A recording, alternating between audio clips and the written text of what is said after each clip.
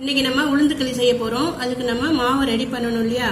அதனால 1 கிலோ கருப்பு உளுந்துக்கு 100 கிராம் பச்சரிசி, 100 கிராம் பயத்தம்பருப்பு, இது மூணையும் தனித்தனியா சவக்க வறுத்து மிஷின்ல கொண்டு வந்து அரைச்சி வச்சுக்கணும். இப்போ அந்த மாவுல தான் நான் 1 கப்பு மாவு எடுத்து வச்சிருக்கேன். இதுக்கு 50 ml நெய், இந்த நெய்யில போட்டு அடுப்புல வச்சு வறுக்கணும்.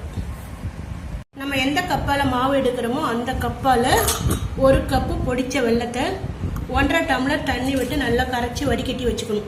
கேஸ் ஆன் பண்ணி இந்த நெய்யும் மாவும் கலந்து இது ஒரு 5 நிமிஷம் வறுக்கணும்.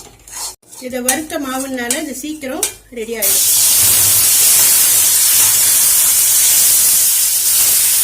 இது கொஞ்சம் ட்ரையா இருக்கு, அதனால நான் ஒரு 50 கிராம் வெண்ணெய் சேர்த்து நல்லா கிளற போறேன்.